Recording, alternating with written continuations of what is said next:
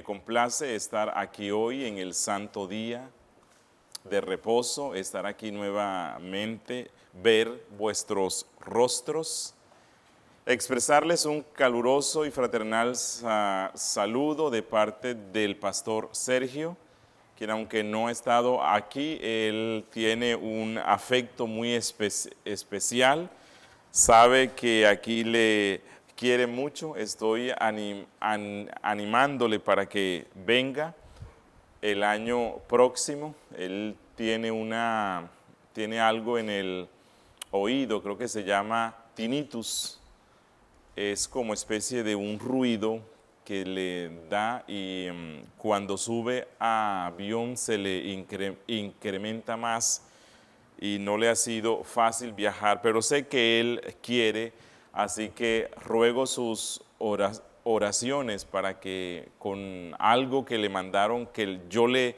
llevo, que les dio alguien aquí de la iglesia, posiblemente puede que le solucione en parte. Él dice que si le funciona bien, entonces vendrá. Y yo sé que él quiere conocerles porque es un gozo ver cómo Dios está extendiendo la fe bíblica y reformada por todas partes, y nos alegra ver que ya esta fe no es una fe prácticamente exclusiva del mundo anglosajón, sino que los hispanos también están comprendiendo, abrazando y andando conforme a esta fe que es la fe bíblica.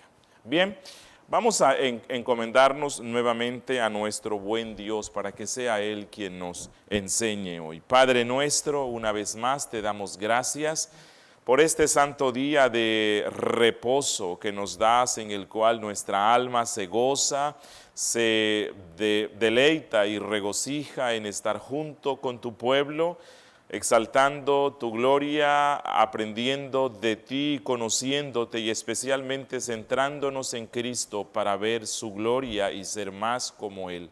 Padre, yo te ruego que en tu gran misericordia para con este pueblo y conmigo, tú nos enseñes hoy, tú nos hables, tú nos lleves a ser cada vez más como Cristo, a vivir para tu gloria, que nuestra vida esté totalmente rendida a ti. Padre, te ruego que nos des más y más de tu Espíritu, que Él nos asista, para que Él abra nuestras mentes, nuestros corazones, nuestro entendimiento, y nos lleve no solamente a comprender, a entender, a asimilar estas doctrinas, sino a ponerlas en práctica, que nuestro amor hacia ti cada día crezca más y más, te lo rogamos, en Cristo Jesús. Amén. Bueno, hoy quiero que hablemos respecto a un tema que yo pienso que es de fundamental importancia. Como dije en el saludo, realmente le damos gracias a Dios que nos concede ver un tiempo que es muy particular, un tiempo de mucho gozo, en el cual la fe bíblica, la fe reformada cada vez crece más, y estamos viendo cómo congregaciones como esta, a las cuales en poco tiempo Dios les da la bendición de que más y más personas lleguen y estén conociendo esta preciosa fe. Por cierto, no es algo particular de la fe reformada. En esta amplia diversidad evangélica que hay en el mundo, vemos que las congregaciones últimamente crecen más y más, tanto que algunos, al ver cómo Dios ha bendecido, se buscan métodos e inventan formas en cómo crecer en el número de miembros y de asistentes. Por cierto, que es algo preocupante, hoy día muchos buscan métodos y formas para que la gente, especialmente jóvenes y adultos, lleguen más y más a nuestras congregaciones y se queden con nosotros. Yo no digo que el crecimiento esté mal, no necesariamente, si no se usan métodos mundanos y si está predicando el evangelio puro, ok, está bien que Dios nos dé esta bendición, pero lastimosamente, algo que a mí me preocupa mucho es que buena parte de las iglesias evangélicas e incluso muchas que son reformadas tienen poco interés en que las iglesias crezcan por medio de la instrucción de los hijos. Deseamos que llegue gente nueva, que lleguen jóvenes nuevos, que lleguen adultos nuevos, pero poco es el interés que las iglesias tienen en crecer por medio de los hijos que nacen en el seno de la misma. Se ha comprobado que los hijos de los cristianos, incluso reformados, en la tercera generación, abandonan la fe o se vuelven creyentes nominales. Y eso se puede ver en la historia bíblica y se puede ver en la historia de la iglesia. Un ejemplo claro, siglo XVI, el siglo de la Reforma, un siglo lleno de un avivamiento impactante. Pero luego viene el siglo XVII, el siglo del puritanismo. También hay un avivamiento espectacular, pero mire lo que pasa en el siglo XVIII. Tercera generación, ya no hay nada. Ya simplemente hay unas denominaciones que se llaman reformadas, que apelan a algo de la historia en el siglo XVI, pero que ya no hay vida, ya no hay espiritualidad, ya no hay cristianismo, lo que hay es racionalismo, intelectualismo y una identidad con una fe de sus padres, pero simplemente es una identidad de nombre. De una forma particular, las iglesias hispanas, ya sea en Latinoamérica o en Norteamérica, no solamente han descuidado la responsabilidad de la instrucción en casa de nuestros hijos en la fe, sino que no ha existido un compromiso consistente, real, desde la llegada del Evangelio a nuestras tierras sobre la importancia de la educación religiosa o espiritual de nuestros hijos. Salvo algunos débiles intentos por medio de programas que se inventan, y no digo que necesariamente tienen que ser malos, como la escuela dominical, en algunos cultos para niños y otras actividades que pueden ser antibíblicas o extrabíblicas. Incluso en el mundo hispano, usted puede ver que a algunos templos les ponen nombres sugestivos como Iglesia de la familia en adoración. Pero cuando uno entra y mira, realmente sí hay un fuerte énfasis en la instrucción de los padres en la casa de sus hijos. Simplemente lo que nosotros vemos es que todo ese eslogan que ellos ponen, lo que indican es que ellos tienen actividades que no necesariamente son bíblicas, con el fin de entretener a los niños y a los jóvenes y mantenerlos en la iglesia, no por una convicción bíblica, sino por un entretenimiento, que es algo que se ve hoy. Buena parte de las iglesias se han conformado con recibir gente adulta, entretener a los jóvenes, entretener a los niños, y después de un tiempo ver a esos jóvenes cuando crecen, cuando entran a la universidad, verlos partir de la fe atrapados por el mundo para posiblemente nunca más volver a la fe cristiana. Y esa es una de las razones por las cuales muchos padres, desesperados al ver que sus niños crecen, que entran a la universidad y ver cómo cada vez más son atrapados por el mundo, presionan a los pastores para que inventen algún método con el fin de que por lo menos los distraiga y ellos permanezcan dentro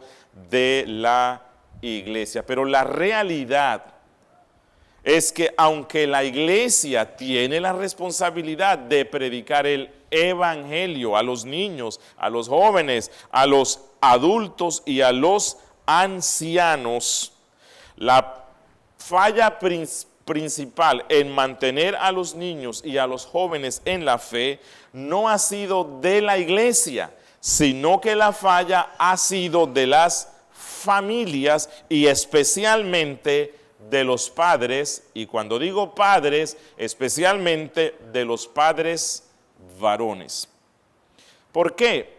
Porque la Biblia dice que la principal responsabilidad en la instrucción espiritual de los niños, de los hijos, no es de los pastores, no es de la iglesia local, sino que es de los padres. Los padres son los principales responsables en guiar en la fe y en guiar en una práctica cristiana de devoción y comunicación con Dios a los hijos.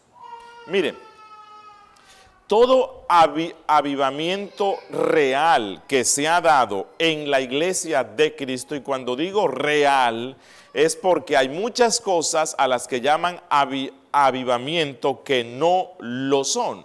Pero todo avivamiento real que se ha dado dentro del pueblo de Dios ha estado relacionado de una manera esencial con la recuperación de la responsabilidad de los padres en la instrucción religiosa de los hijos, especialmente en la recuperación de algo que se llama la adoración o el culto familiar. Y esto se puede ver de una forma clara en la historia bíblica y en la historia de la iglesia. Abraham, Moisés, David, Esdras, la iglesia primitiva, la reforma en el siglo XVI, el puritanismo en el siglo XVII, el pietismo en el siglo XVII en Alemania.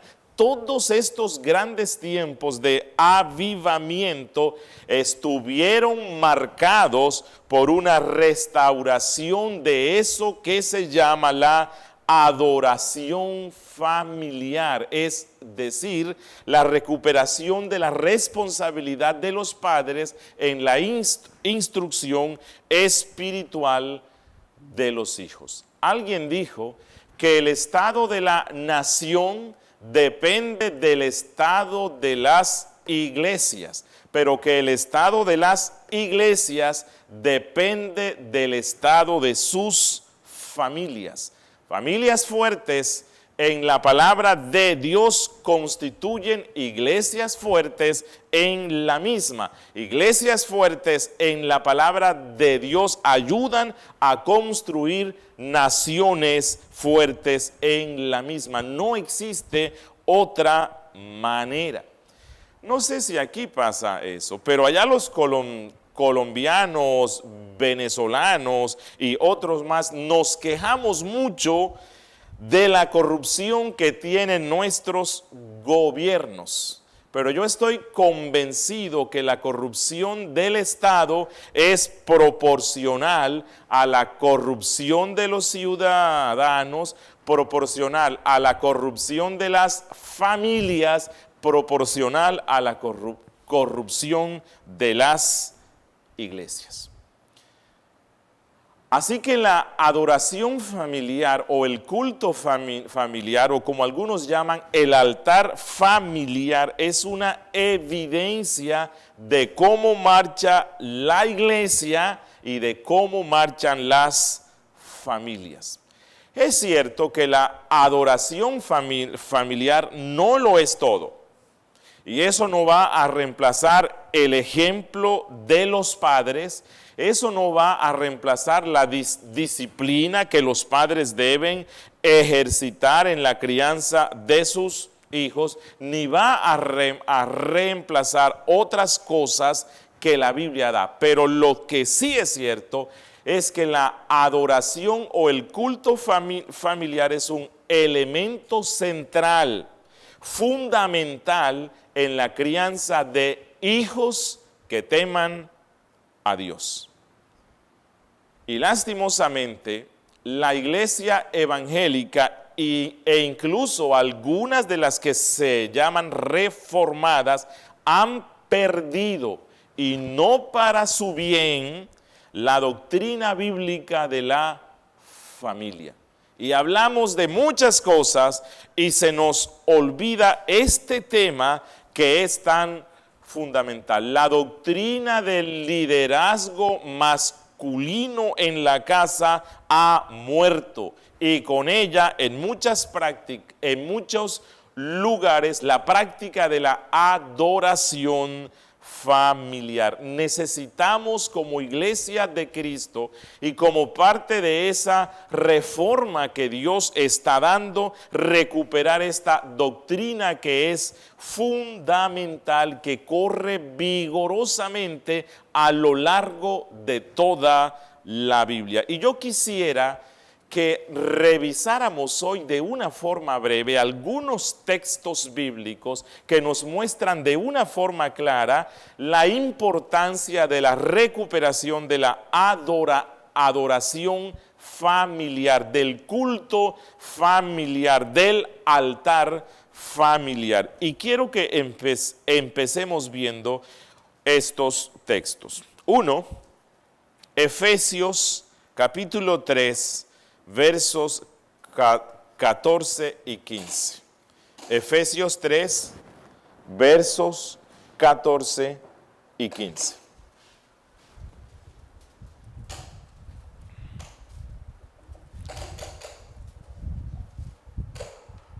¿Ya están todos? Efesios 3, 14 y 15. Dice Pablo: por esta causa doblo mis rodillas ante el Padre de nuestro Señor Jesucristo, de quien toma nombre toda familia en los cielos y en la tierra. Una de las cosas que nos deja ver Pablo aquí en este texto es que las familias de la tierra son modeladas por la familia que hay en los cielos. ¿Cuál es esa familia celestial? Bueno, la familia constituida por el Dios Trino, Padre, Hijo y Espíritu Santo. Al Dios eterno le plació tener un Hijo eterno, constituir una familia eterna con el cual mantener una relación constante y perfecta, con el cual mantener una comunión. Dios el Padre puso en su Hijo, y cuando digo puso, no pensemos en el tiempo, porque esto fue algo que se dio desde siempre, desde la eternidad. Dios puso su imagen en la de Cristo, y Cristo puso su imagen en el ser humano para mostrarnos que así como Dios nunca ha sido un ser solitario, sino que Él tiene comunión con el Hijo y el Espíritu Santo, cuando Dios crea al ser humano, lo crea para que Él tenga comunión con otros seres humanos. Y lo que Pablo deja ver aquí es que las familias de la tierra tienen la misma responsabilidad de hacer lo mismo que hace Dios Padre con Dios Hijo y con el Espíritu Santo, y compartir entre ellos las gracias y las bendiciones que vienen del Dios Trino, para que todos los hombres crezcan a la imagen de Cristo. Y esto se puede ver cuando Dios crea a Adán y cuando Dios crea a Eva. Los hizo a la imagen de Dios. Y los hijos, cuando nacieron, compartieron la misma imagen de Dios, de manera que pudieran mantener comunión entre ellos mismos y comunión con Dios. La Biblia nos muestra que nuestros primeros padres andaban juntos, adoraban juntos, oraban juntos, y que Adán no tenía comunión con Dios distanciado de su propia esposa. Dios lo creó a la imagen suya para que él asumiera la responsabilidad de tener comunión espiritual con su esposa. Pero la historia bíblica nos cuenta que un día Adán pecó, y cuando Adán pecó, la comunión con Dios se rompió, se cortó. La comunión entre Adán y su esposa sufrió daño, y entonces surgió el egoísmo. No obstante, Dios le prometió a Eva que un día, y esto está en Génesis 3:15, un día Dios iba a enviar a un hombre que iba a restaurar plenamente esa comunión que se afectó entre el hombre y Dios, entre el hombre y su esposa, entre el hombre y sus hijos, entre el hombre y el resto de los hombres. Desde ese tiempo, la historia de la redención nos muestra cómo Dios fue desarrollando poco a poco ese plan para dar la restauración completa y plena por medio de Cristo. Pero mientras esto se daba, la historia bíblica nos muestra que Dios usó a ciertos hombres para mostrar cuál es el modelo que Él quiere en la relación del esposo con la esposa y del padre con los hijos. Y esto se puede ver de una forma clara en los patriarcas, en los jueces, en los reyes y en los sacerdotes. Y a través de todos estos hombres, Dios mostró que su plan es que el hombre, el padre, el esposo, asuma nuevamente la responsabilidad que le había dado a Adán, de que así como el padre transmite sus gracias y mantiene comunión con el Hijo y el Espíritu, el padre varón de la casa comparta todas las gracias y las bendiciones que Dios el Padre le da con su esposa y con sus hijos.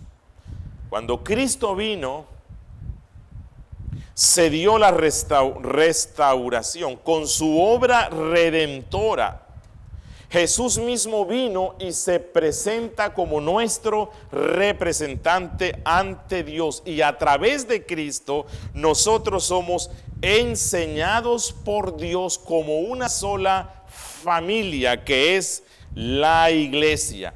Pero a pesar de que esto es así, o más bien en consecuencia de esta restauración que trajo Cristo, en el Nuevo Testamento se vuelve a insistir en la responsabilidad que el padre varón tiene de instruir a los miembros de su casa en la fe.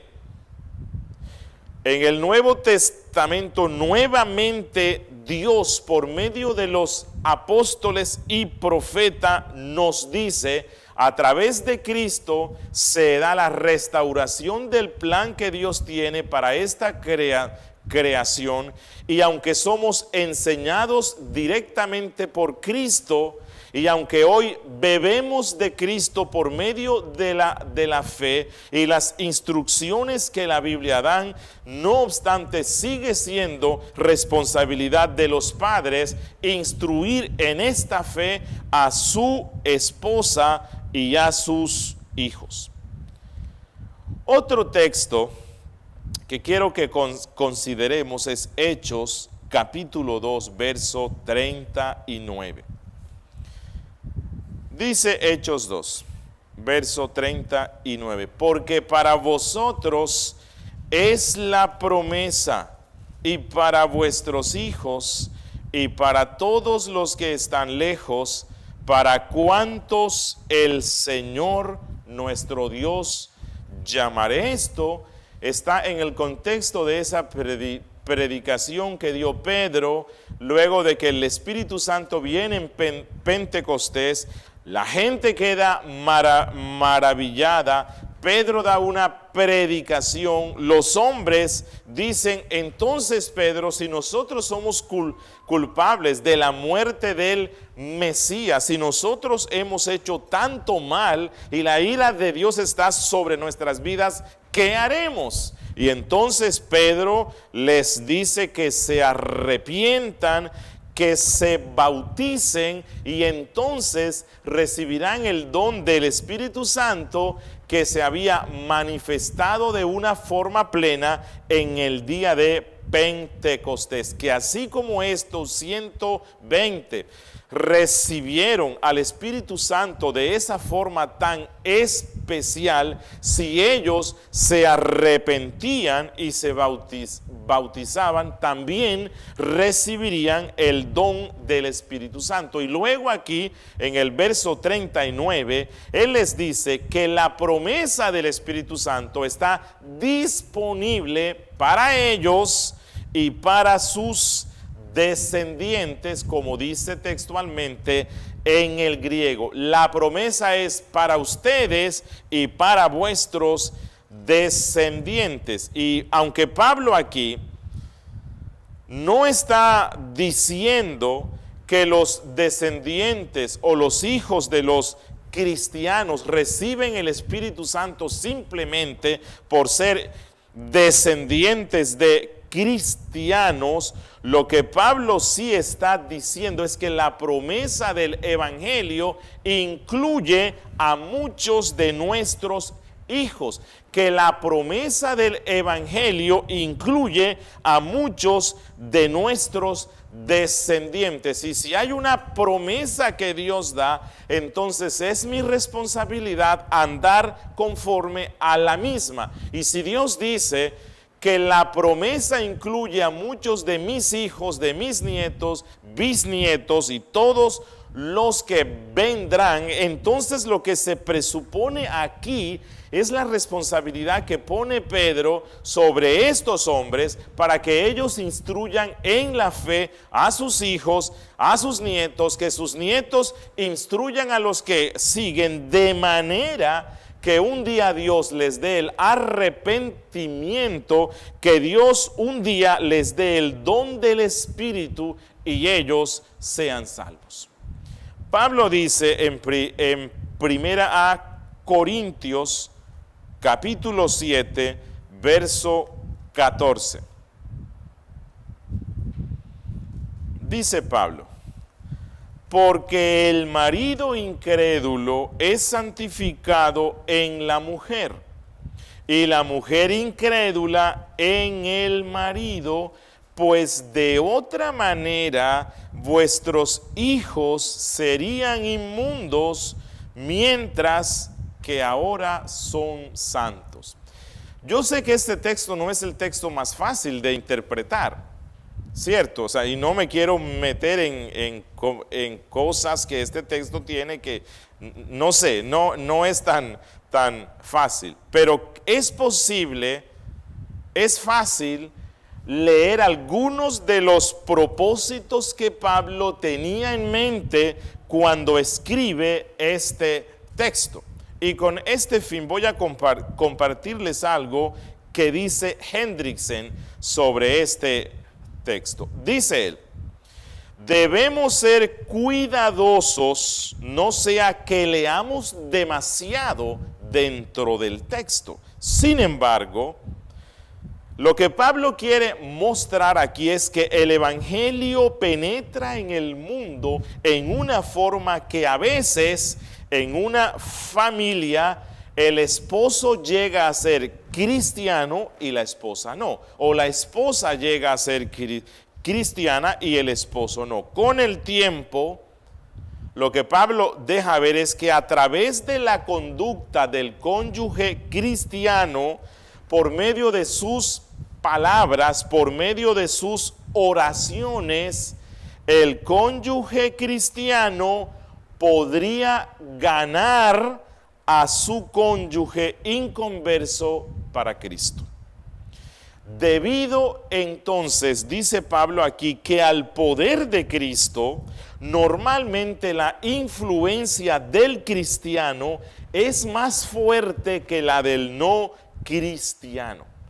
Y Calvino, comentando este texto, dice, y se los leo textualmente: porque la piedad de uno, o sea, del santo, hace más por santificar el matrimonio que lo que hace la impiedad del no cristiano para mancillarlo. En otras palabras, el propósito de Dios por salvar a su pueblo, dice él, es más amplio que nuestro limitado entendimiento acerca del proceso de salvación. Pablo, dice Calvino, no está diciendo que el cónyuge no creyente haya llegado a ser moralmente santo o bueno por medio de su pareja cristiana. Él dice no, porque el ser humano no puede santificar a otro ser humano.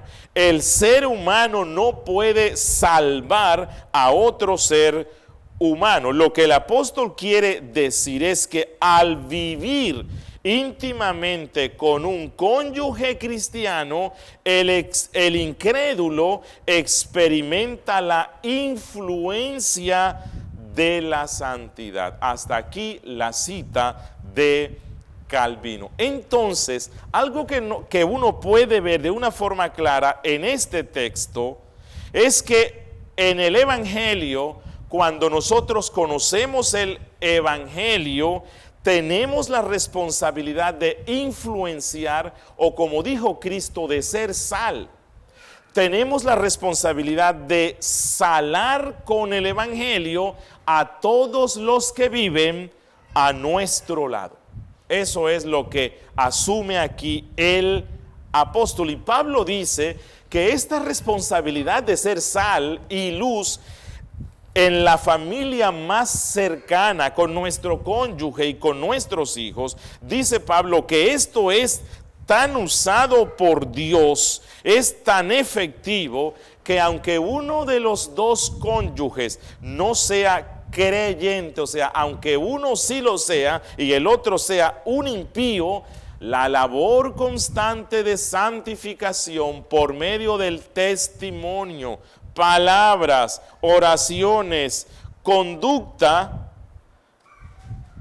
Dios las usa de una forma tal que incluso nuestro cónyuge y nuestros hijos tienen un freno que impide que ellos se contaminen de la misma forma que los cónyuges o hijos donde todos son inconversos. Y lo que nos deja ver es que Dios usará eso tarde que temprano para la conversión de los mismos.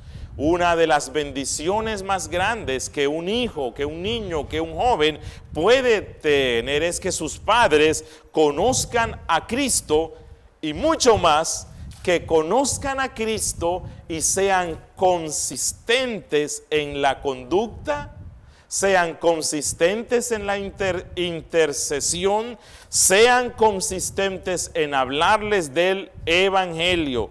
Dios usará esto para la conversión de los mismos. Y hay un ejemplo claro en la Biblia.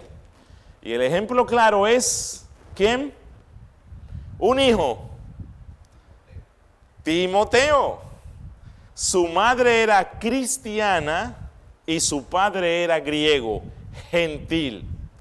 El domingo ella iba al culto con su hijo y probablemente el sábado o el viernes su padre iba con su hijo al culto de los dioses griegos. La madre le hablaba a él de Cristo, lo ponía a leer la Biblia, mientras que el padre hacía su función llevándolo tras la filosofía griega y los mitos griegos. ¿Qué pudo más?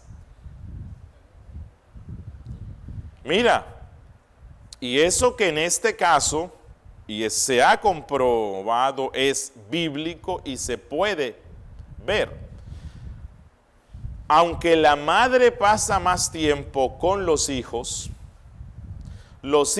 temen más y toman más en serio las cosas cuando su papá varón toma la iniciativa. Yo no digo que no respeten o que no honren o imiten a sus madres. Sí, claro, en el caso de Timoteo, la única que hizo por el bienestar de su alma fue su madre y su abuela.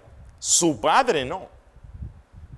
Pero a pesar de que Dios nos diseñó de tal manera que las cosas nos impactan más cuando uno ve a su padre haciéndolas o mandándolas, Dios usó el evangelio aprendido de la constante insistencia y del culto familiar diario que su madre y su abuela tenían con este niño, que llegó no solamente a ser creyente, llegó a ser un emisario apostólico.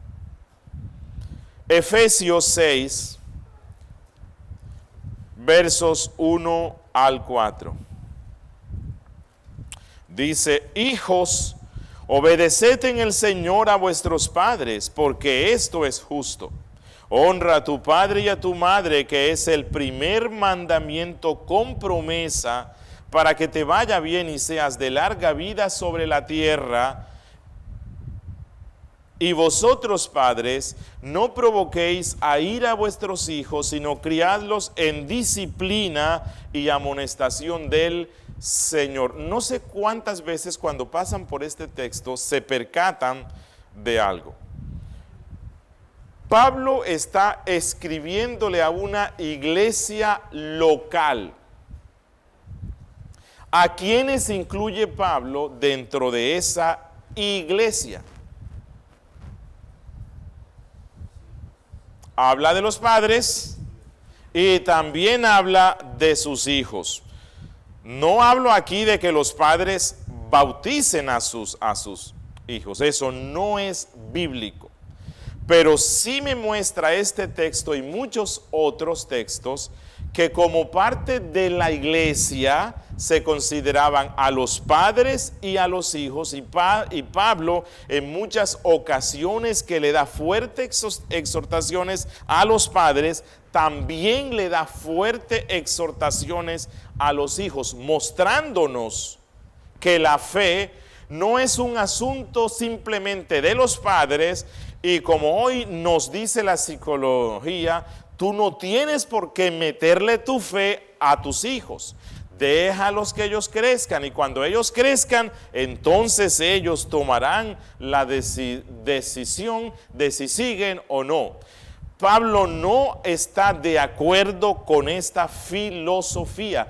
Pablo nos dice que es responsabilidad de los padres instruir en la fe a sus hijos e incluso llevarlos a la iglesia y poner la misma carga en la conciencia de la ley de nuestro Dios que se impone sobre ellos, ponerla en sus hijos.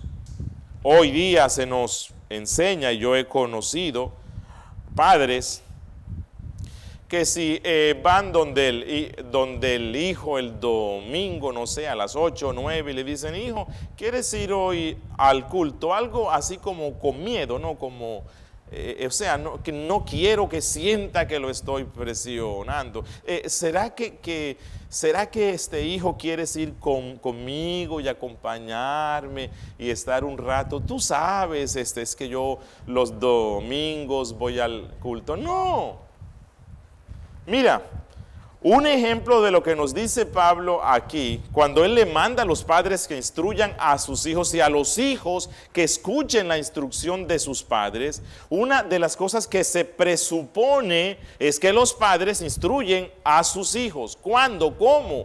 En eso que llamamos el culto familiar, ese espacio que la familia aparta y saca todos los días para leer la Biblia juntos, meditar en la Biblia juntos, orar juntos y, si es posible, aunque no es una obligación, cantar. Y un ejemplo claro en el Antiguo Testamento es Josué. ¿Recuerdan? Uno de los últimos, creo que el último discurso que Josué da. Pensemos, Josué está preparándose para dar un discurso ante el pueblo, y en el discurso él va a decir, yo y mi casa serviremos a Dios. Yo no me imagino a Josué actuando democráticamente como se nos enseña hoy, reuniendo por la noche del viernes a su esposa y a sus hijos y sentándose allí y sudándole las manos y haciendo así como que cómo es que voy a empezar, y entonces empieza, bueno, amor, hijos, mire, yo les he reunido porque es que a ver cómo les digo, hombre, mira, es que estoy pensando, no sé, mañana decirle a este pueblo que no adoren a los dioses y que adoren a Dios así como lo hago yo, pero no sé, a mí me gustaría, con el fin de impactarlos, decir que yo y ustedes también, pero a ver, levanten la mano los que adoran a Dios y levanten los que adoran a Baal o a alguien más. No.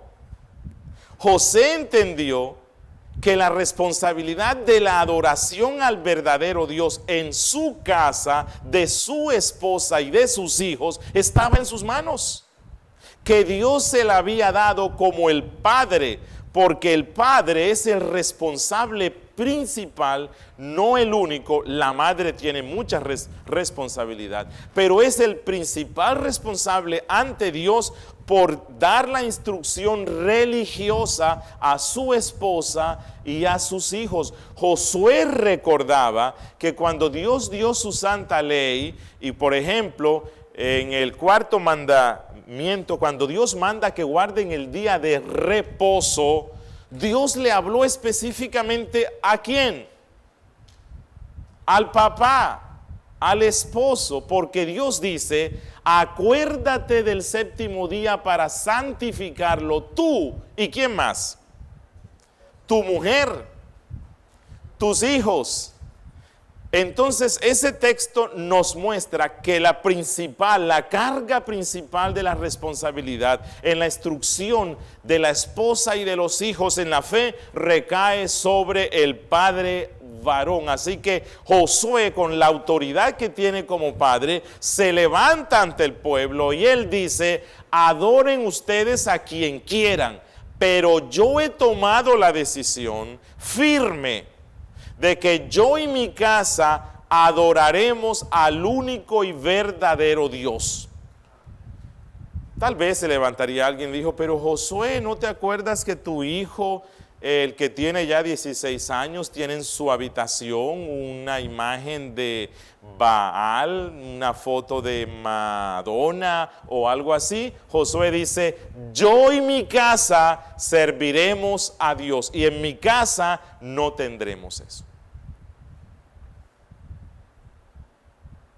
Ya ven por qué uno de los lemas de la Reforma fue Ecclesia Reformata, Semper Reformanda, porque no es simplemente volver a los 5 puntos, no es simplemente las solas, no, es que toda nuestra vida sea reformada a la luz de lo que la Biblia dice. No sé si se me terminó ya, ¿verdad? El tiempo. Bueno, me hace falta 1 hora más, pero está bien. Solo quiero inquietar vuestras almas y las mías, porque yo les soy franco. Empezamos 10 minutos tarde, o sea que tengo chancecito. Ok. Miren, personalmente, aunque llevo más de 15 años enseñando esto, en ocasiones Dios ha redarguido mi alma. Cuando mi esposa me ha llorado en la cama y me ha dicho, amor, ¿te has dado cuenta cómo van tus hijos en algunas cosas? Y tú sabes que ellos necesitan más tiempo y que ellos necesitan más instrucción, y por estar tú enseñando estas cosas a otros, no se las das a tus propios hijos. Y yo siempre digo, si eso pasa en la casa de un pastor, eventualmente, posiblemente también pasa o sucede en las casas de los miembros. Y amado esposo y padre, si tu esposa es cristiana y tú quieres verla contenta y feliz, además de amarla, algo que a ella le complace mucho ver es a un esposo que ora, a un esposo que lee la Biblia, a un esposo que instruye a sus hijos, a un esposo que los disciplina, a un esposo que está pendiente de ellos. Muchas esposas cristianas siguen a Cristo porque creen en Él, han sido salvas, pero llevan una profunda frustración y tristeza en sus almas, porque ellas saben que su esposo no es lo que la Biblia dice que debe ser. Pero quiero dirigirme también a las esposas y decirles, hay que ser misericordiosas. No lleguen hoy a sus casas con el codo y decirle, ve, te lo he dicho 1000 veces. No, ore por él. Es una gran responsabilidad. Anímelo, sí. Como esposa usted debe animarlo, pero no se vuelva, no sé si aquí usan ese, pero allá en Colombia decimos, no seas cantaletosa. Sí usan aquí eso, ¿verdad? Bueno, no hay que ser cantaletosas. Oren por él, anímenlo. Hay esposos que realmente les cuesta, son perezosos para esto. Bueno, si él no lo quiere hacer, usted asuma el culto familiar, siéntese con sus hijos, lea la Biblia. Proverbios está lleno de muchas instrucciones donde habla de la madre instruyendo a sus hijos, ¿verdad? Pero no usurpe la responsabilidad que su esposo tiene. Si él es cristiano, anímelo, dígale, amor, esta noche nos vamos a sentar y me agradaría que tú enseñes este texto. Mira que una vez yo te escuché que hablaste esto y me impactó mucho. No hay que mentir, ¿no? O sea, no vas a mentir, ¿no? Pero trata de animarlo. ¿Por qué no te preparas esto y esta noche conmigo y con mis hijos y nos traes esto? Y anímelo para que él tome la delantera en la oración En el culto familiar, si haces esto, yo sé que vas a ser de una gran bendición para tu esposo y él será una bendición para ti y para tus hijos. Dios quiera que cada día seamos más consistentes en esta práctica. Y si lo hacemos, vamos a ver la bendición de Dios en nuestras vidas. ¿Qué fue lo que le dijo Dios a Abraham? Dios dice que lo bendecirá y él será de bendición para las familias de la tierra. Y Dios dice en Génesis 18:19, porque yo sé que mandará a sus hijos y a su casa después que sí, que guarden el camino de Jehová, haciendo justicia y juicio, para que haga venir Jehová sobre Abraham lo que ha hablado de él. Ahora, aquí Dios está diciendo algo. Y es que Dios dice, yo lo voy a bendecir y le voy a cumplir lo que le dije, porque yo sé que Él hará una cosa. ¿Cuál cosa? Instruirá consistentemente a través de este devocional o culto familiar a sus hijos. ¿En qué? En las elucubraciones de esas cosas que la gente se especializa en encontrar en la Biblia sobre numerología bíblica y si los ojos de Cristo eran azules o verdes o no.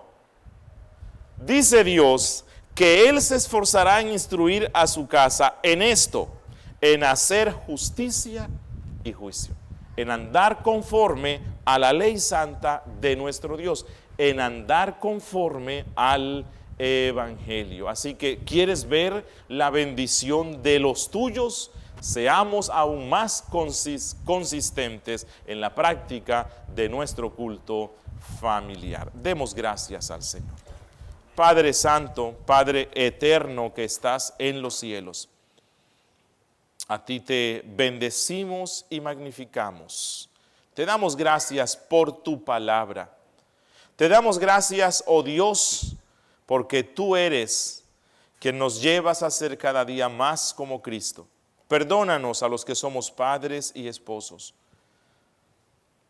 porque por lo menos yo puedo decir que todavía soy indolente en esta responsabilidad, que todavía no soy como el padre de la fe Abraham, quien consistentemente instruía en la justicia, en la santidad de Dios, en el Evangelio a sus hijos. Aún hemos sido pobres y negligentes, oh Dios.